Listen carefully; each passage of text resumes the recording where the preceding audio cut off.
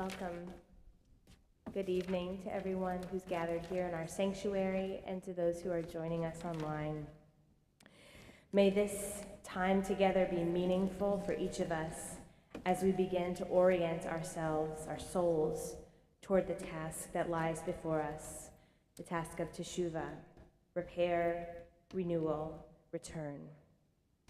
As we begin, I want to extend gratitude to the Touro Synagogue choir.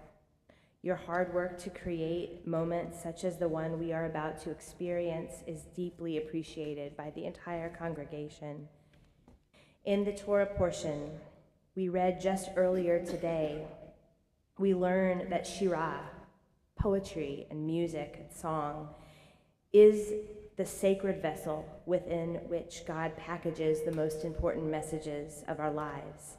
That melodic verse, such as what you are offering tonight, is the way urgent and timeless wisdom remains among us because it becomes memorable through your voices. So thank you for making our high holiday texts so memorable. The dim lights in our sanctuary tonight are meant to encourage all of us to forego self-consciousness and pretension and instead to look inward, thereby beginning the difficult work of mining our souls for the light that resides there, especially there. We need no book and no prescribed words.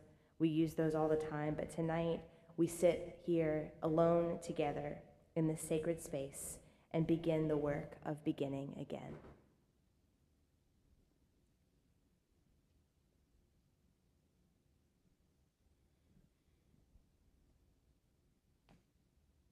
Shavua Tov, everyone.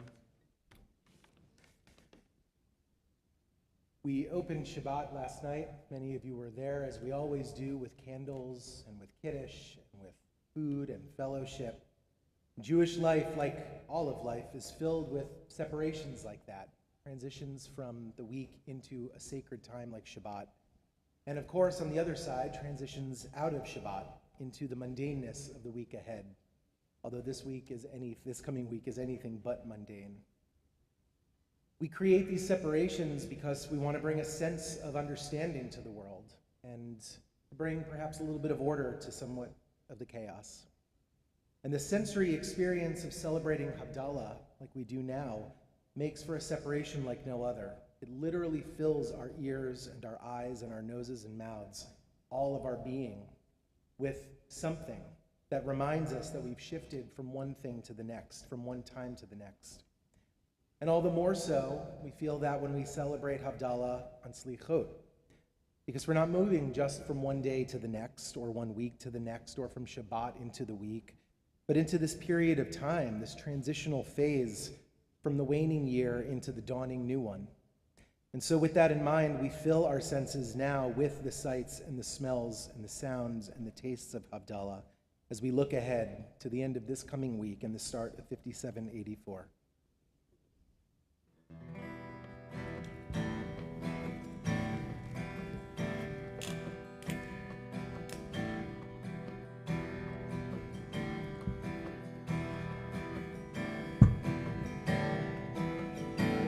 Hey,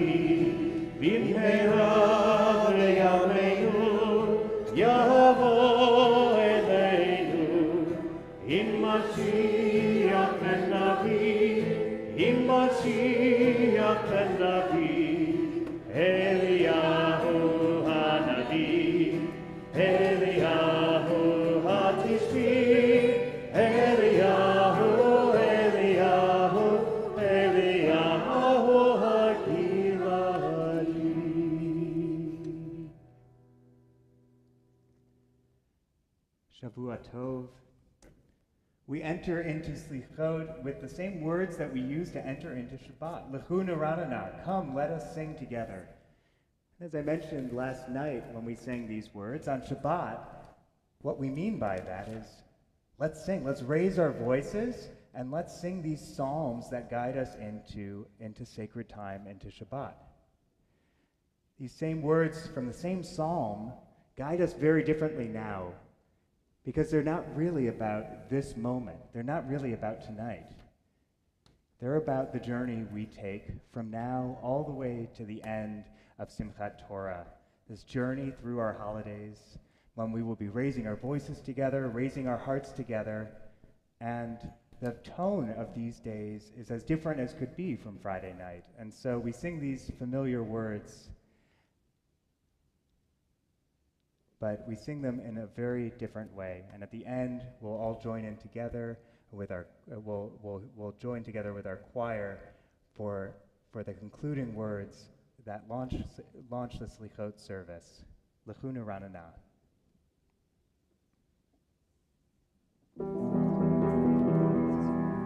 Lechu neranana l'Adonai, nari.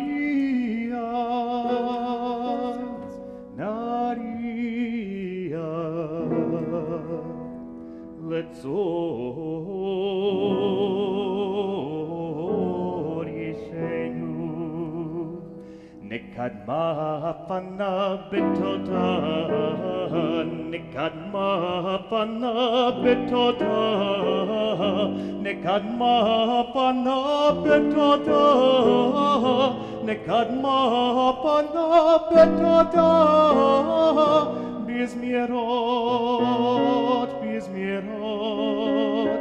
Narihalo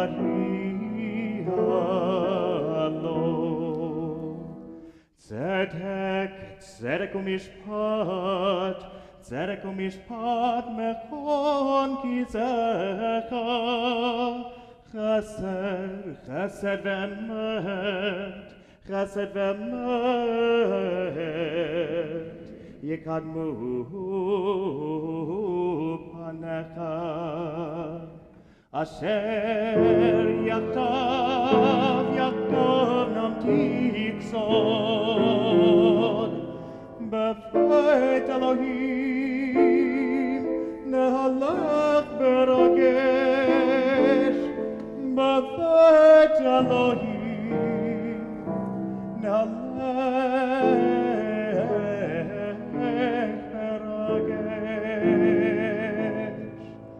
Asher lo hayam ve'hu hasahu ve'yabeshet yadav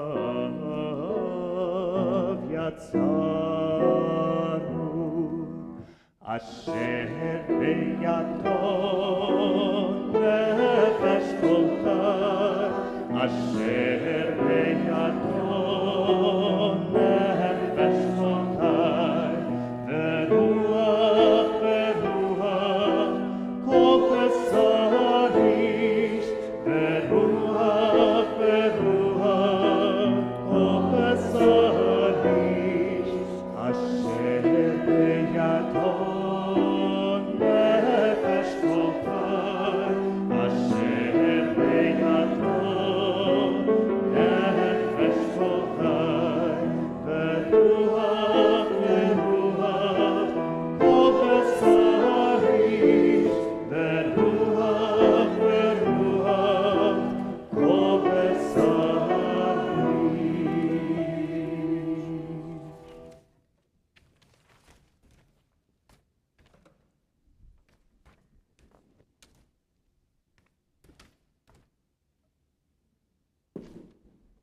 to stand before God and to stand before one another and declare that we have sinned, missed the mark, caused pain, and even harm, is an act of staggering vulnerability. The following words are from poet-philosopher David White, an exploration of what that vulnerability might actually mean and why it is foundational to the task of teshuvah that is upon us. He writes, "Vulnerability is not a weakness, a passing indisposition, or something we can arrange to do without. Vulnerability is not a choice. Vulnerability is the underlying, ever-present, and abiding undercurrent of our natural state. To run from vulnerability is to run from the essence of our nature. The attempt to be invulnerable is the vain attempt to become something we are not, and most especially to close off our understanding of the grief of others.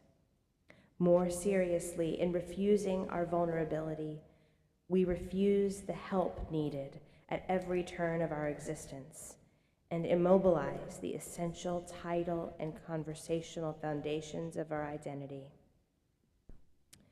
He continues, "To have a temporary, isolated sense of power over all events and circumstances is a lovely, illusionary privilege, and perhaps the prime and most beautifully constructed conceit of being human, and especially of being youthfully human.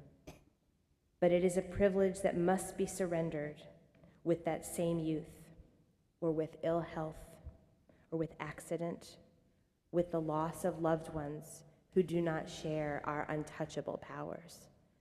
Powers eventually and most emphatically given up as we approach our last breath.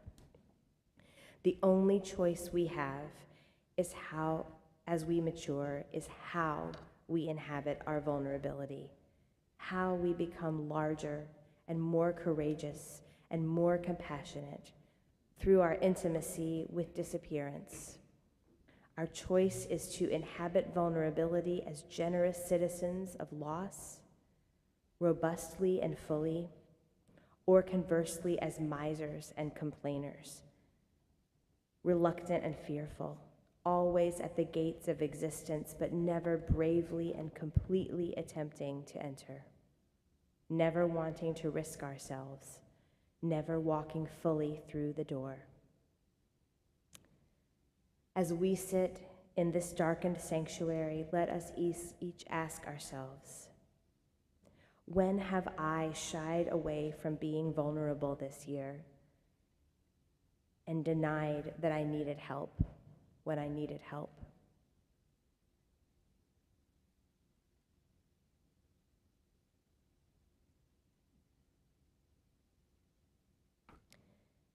Who in my life have I hurt by refusing to admit my limitations, my failings, my fears?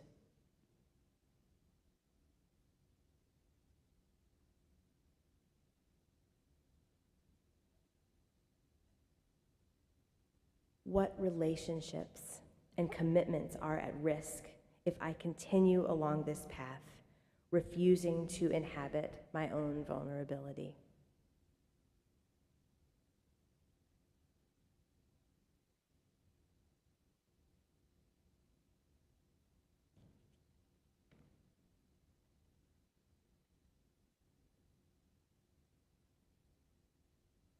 How could my life be better if I surrendered to my hardest realities and then sought the support around me to navigate that path?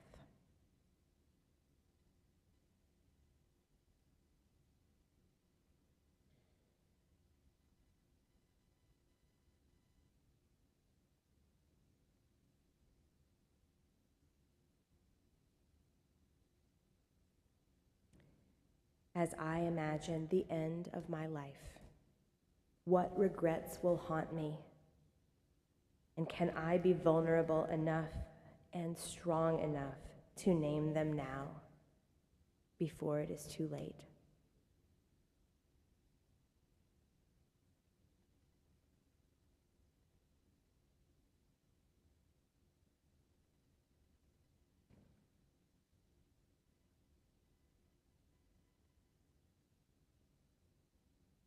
May we find the courage to be vulnerable. And once we do, may we find the marvelous gates that open before us to a new time in our lives.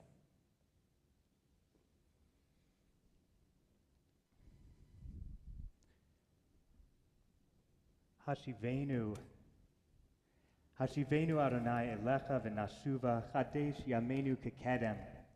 As our choir stands, take us back, Adonai. Let us come back to you. Renew in our time the days of old.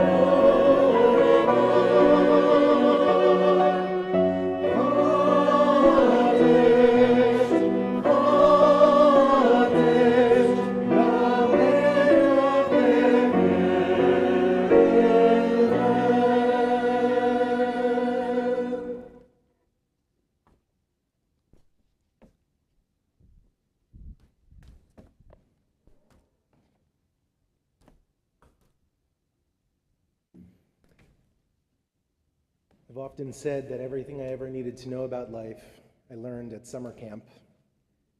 And one of the lessons I learned there once was everyone loves a bedtime story. Everyone. No matter what any kid will tell you, no matter how cool they might think they are, at the end of the day, everybody loves a bedtime story. And there's something about the twilightiness, the sort of sundown feeling of this service that seems appropriate to tell a story here as well.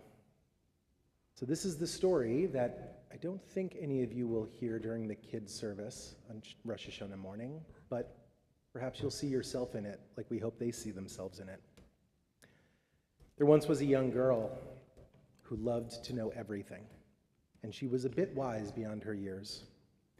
And like every child, she wanted to know more, but like every person wise beyond their years, she knew that there was someone else who had to teach it to them.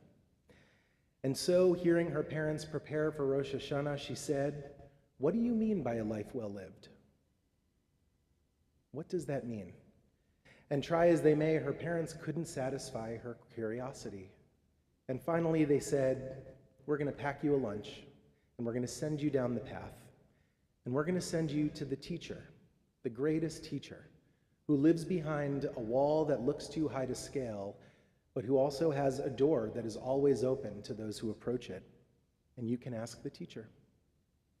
They packed her up, and they pointed her in the direction, and there it was, this tall stone wall, but with a door that, just as she looked at it from afar, seemed to open and beckon her in. And she was surprised to find not a cold classroom, but rather a marketplace. Stalls and languages and animals and foods and smells and sights that she had never seen anywhere. And as she worked her way through, she asked each vendor, "Where do I find this teacher?" And she found the line and stood and waited. And finally, there that teacher was, a kind smile and a warm, open gesture to beckon her forward. She said, "What do you mean by a life well lived?" And the teacher smiled and said, "I have that answer for you, but I want to make sure, did you see everything when you came in? Did you see all of the stalls? Did you see all of the people? Did you hear the languages and the music? Did you see the tapestries? Did you see everything that lives in this classroom?" And the girl said, "I saw some, but not all." And the teacher said, "Well, then that is what you have to do first. Go out and look closely at everything. But also, I have a job for you." And taking this beautiful silver spoon, the teacher filled it right up to the brim with oil and handed it to the girl and said, "Look at everything, but make sure you take care of the oil on this spoon." And the girl turned around and, like any good student, stared right at that spoon, said, "Gotta watch this oil, gotta protect this oil," and wandered through and made her way around and came back to the teacher. That oil was still there, brimming on the spoon, and the teacher said, "Well, here's the oil. Did you see everything?" And the girl said, "I'll be honest, I was really concerned with this spoon and the oil." And the teacher said, "All right, well, take it again, but make sure as you do one more lap that you really look at everything." And the girl opened her eyes to everything in that place, to the people and to the sounds and to the smells and to the foods and to the animals. And she came back and she was bubbling with excitement, just bursting with more and more curiosity and more answers than she had ever wondered.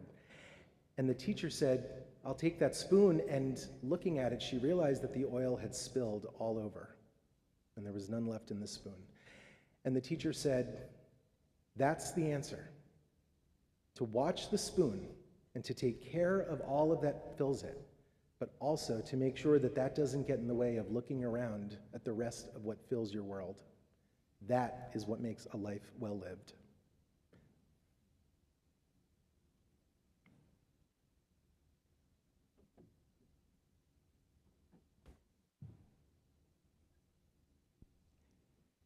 Pitchu li sharet tzedek avovam odeya. Open for me the gates of righteousness. As I enter them, I will praise God's name.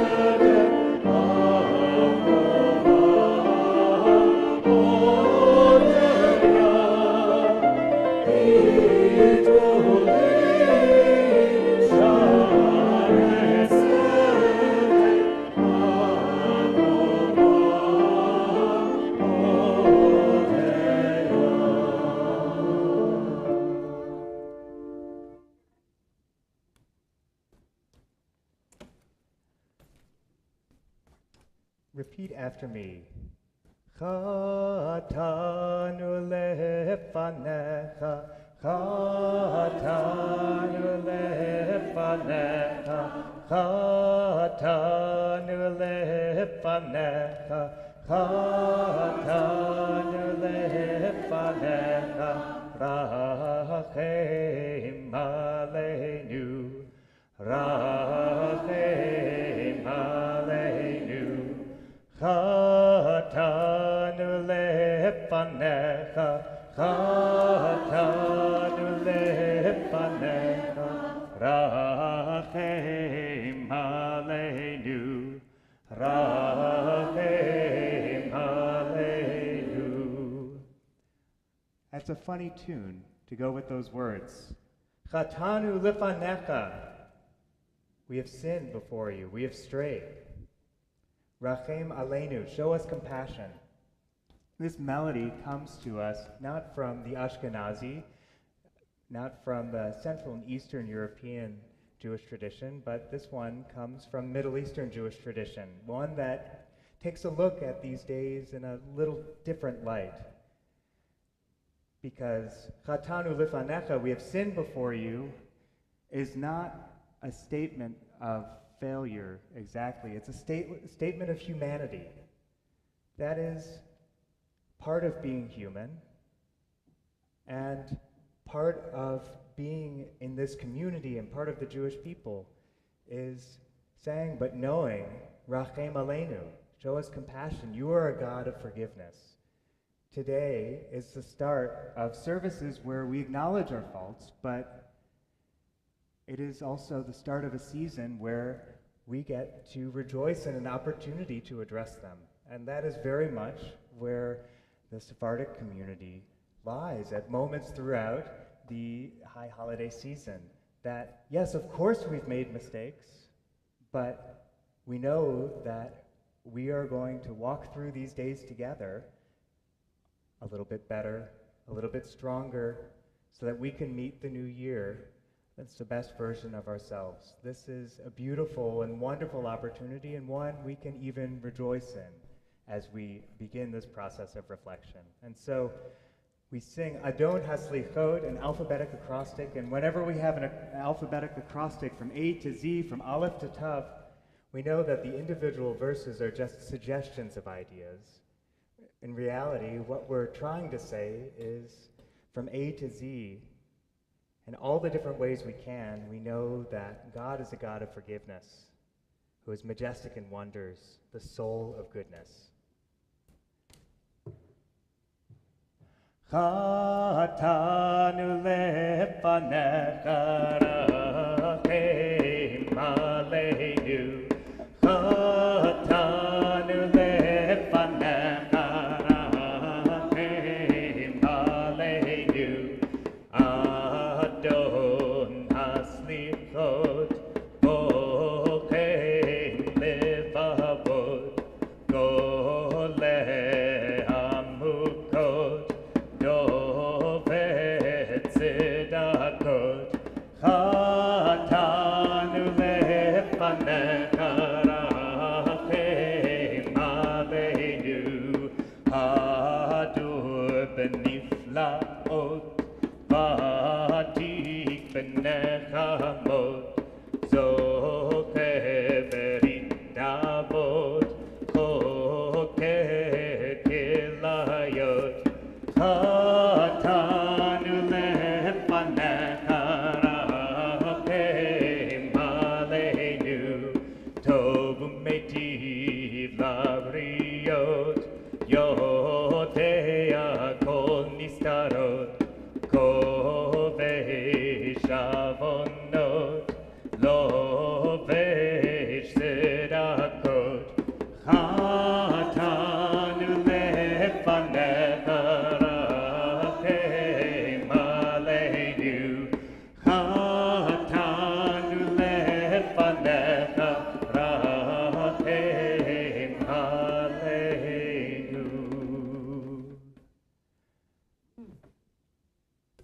We enter into the next section of our Selichot service as we are about to change the Torah covers from their usual beautiful covers to those exclusive to these seasons, the white Torah covers for the high holidays. We rise and we open the ark for the recitation of these 13 attributes from the book of Exodus that remind us that God is a God of compassion, of justice.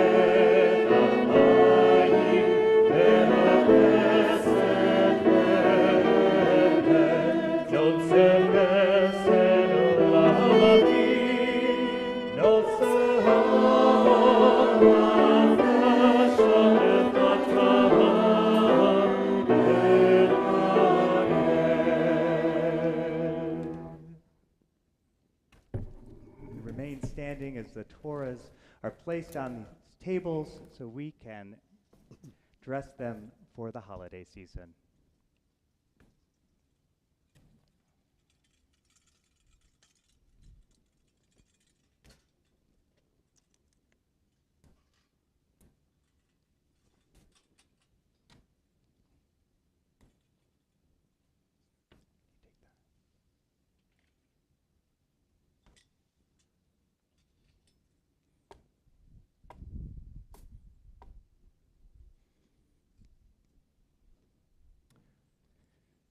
This custom of changing the Torah covers comes sort of from many places, but also no place in particular in Jewish tradition.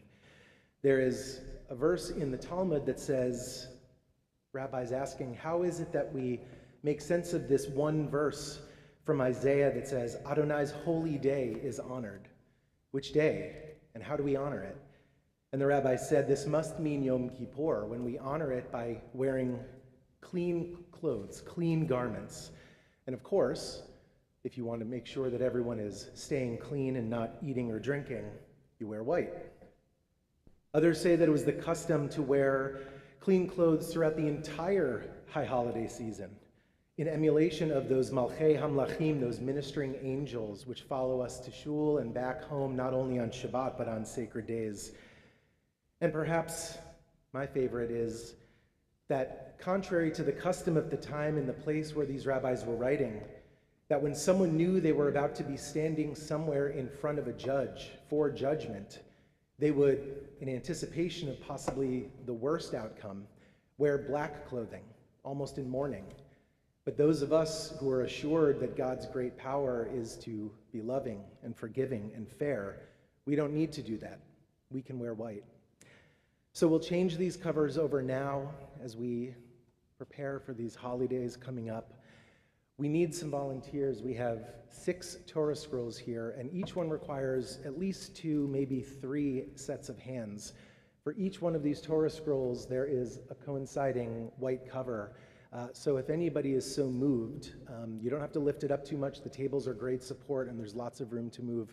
We do need a couple of hands to help make sure that these all get transferred. If you've ever helped get a child dressed, this is easier than that, because they don't move.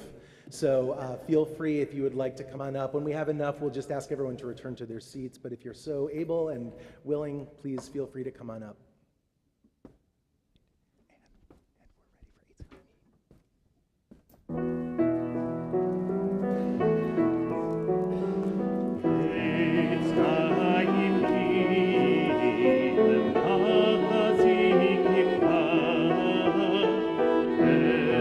Oh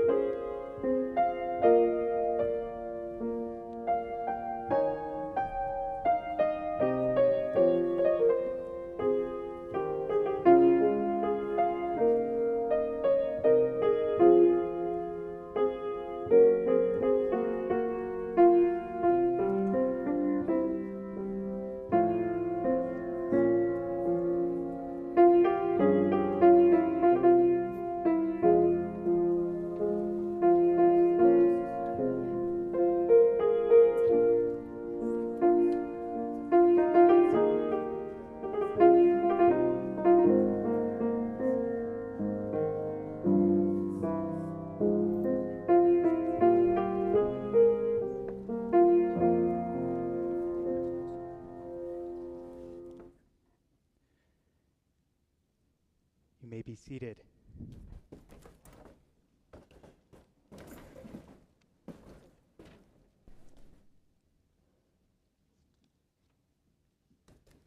We turn to words that we will see again on Yom Kippur, words that we haven't heard since last Yom Kippur. As we recount our failings and think about this last year, we are opening ourselves up and perhaps a little vulnerable. And so we say, Eloheinu v'Elohei avotenu v'imotenu, our God and God of our ancestors, Shema kolenu, hear our call, show us compassion, accept our prayers with love and with goodwill.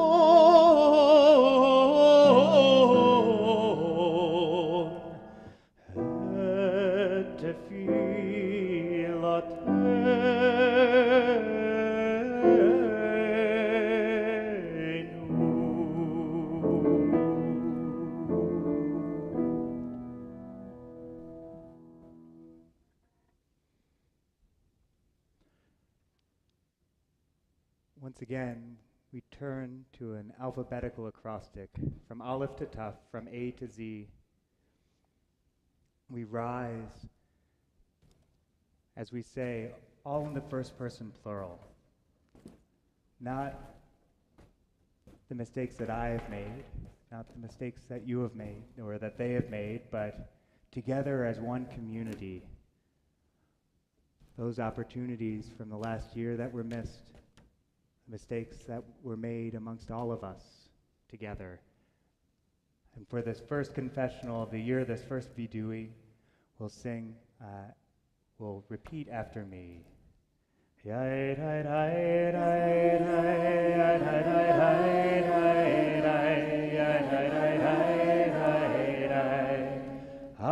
Hashamnu, Bhagadnu, Gazamnu, Dipanu Dofi,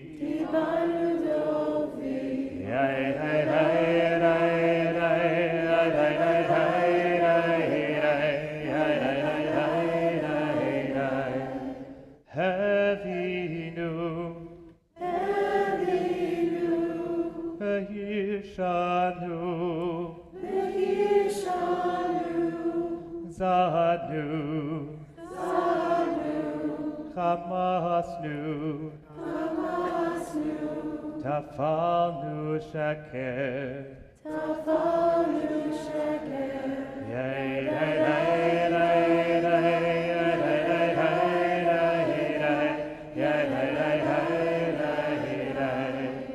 Yatznura,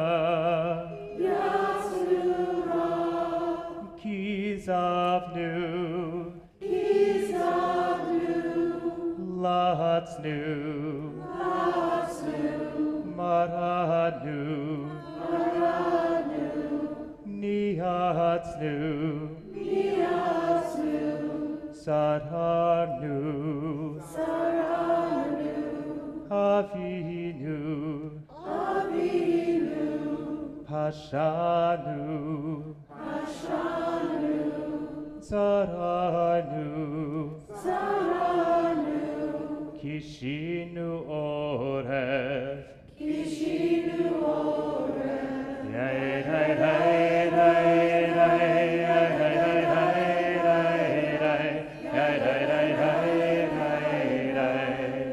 Rashanu,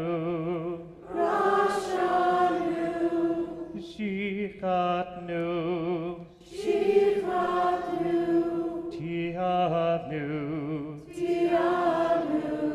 Tahinu, Titanu,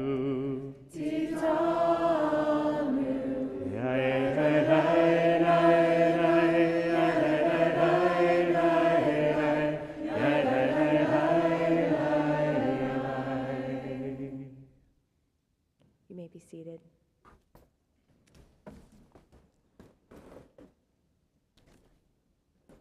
We take now just a few moments of private reflection and silent prayer.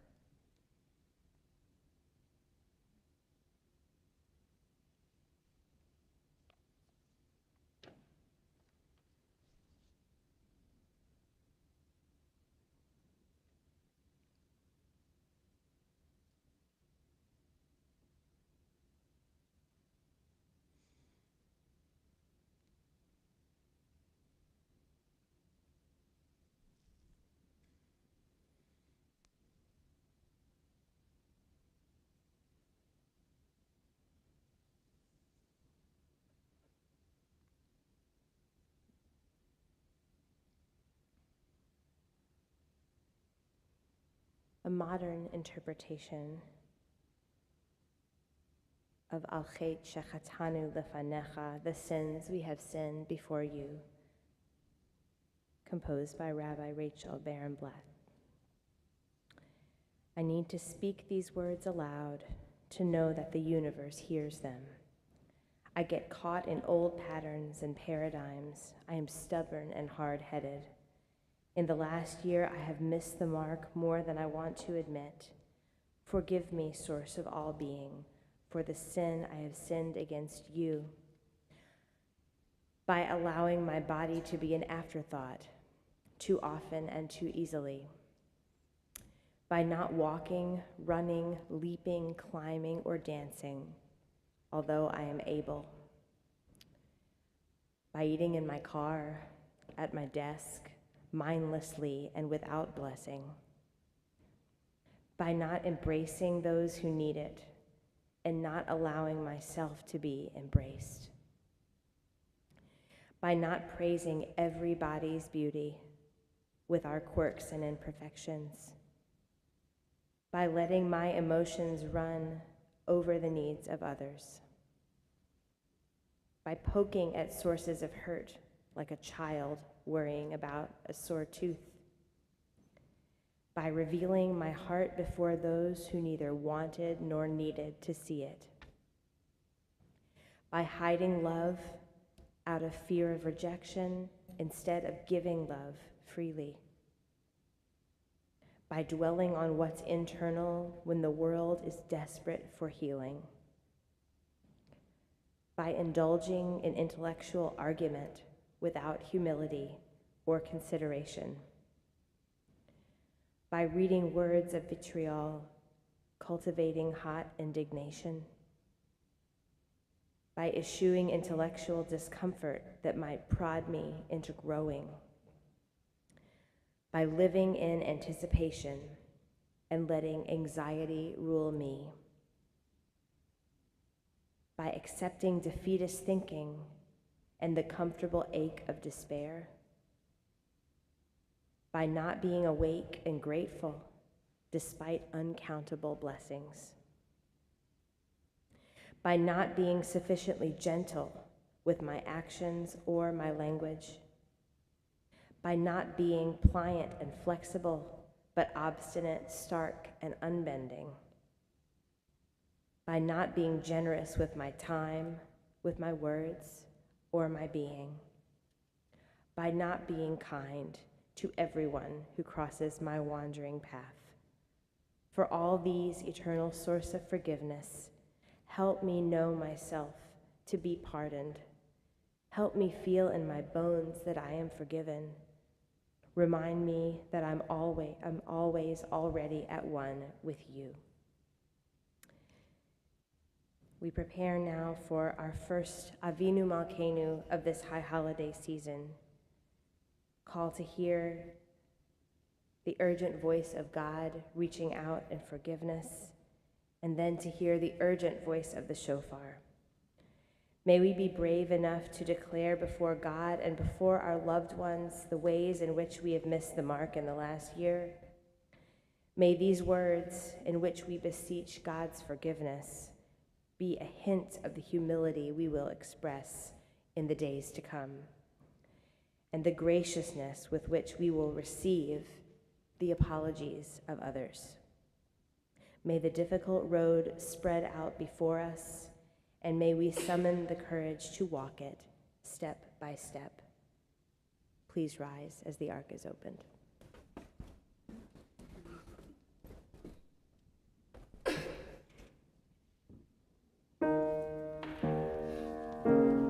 Avinu Malkeinu, Shema Koleinu. Avinu Malkeinu, Chatanu lefanecha. Avinu Malkeinu, Hamol aleinu, ve'olol aleinu, ve'tapenu.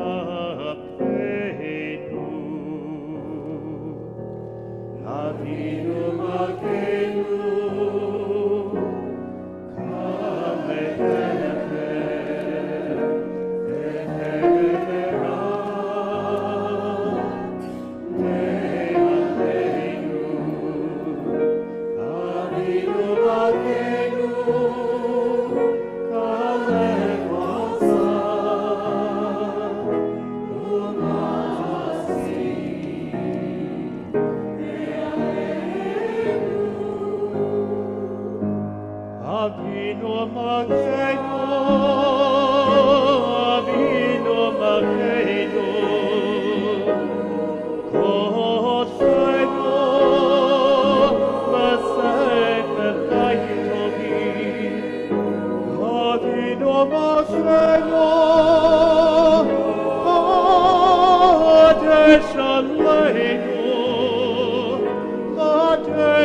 Aleinu, Shana Tova.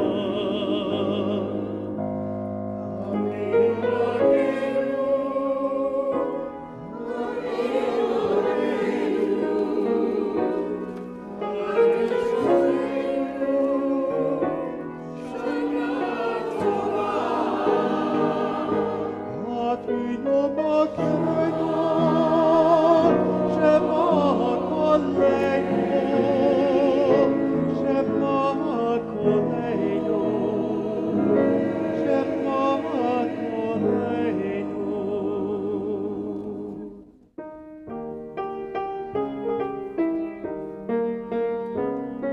Avinu Malkeinu, Koleinu Malkeinu, Avinu Malkeinu, Koleinu Malkeinu, Yehuanu Masim, Asei Manu, Tzedaka v'chesed, Asei Manu, Tzedaka v'chesed, Ke'oshienu, Avinu Malkeinu, Koleinu Malkeinu, Avinu Malkeinu, Koleinu Malkeinu, Yehuanu Masim.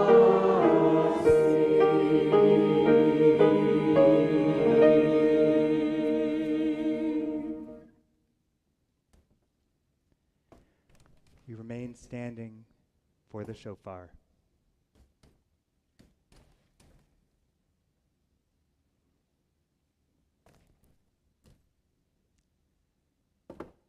Tekiah. Shivarim.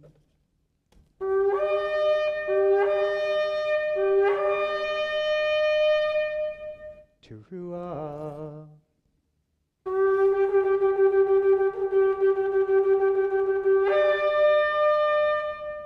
Tekiah Gedolah.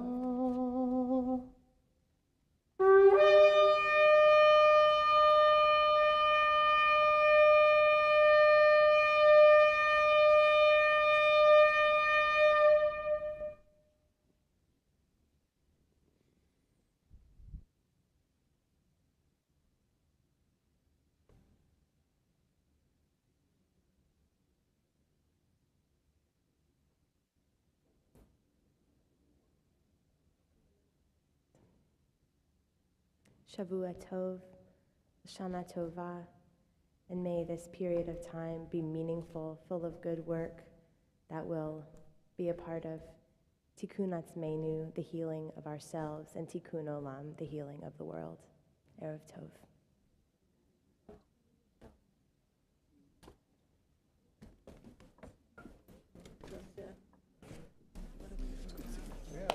See you on Monday.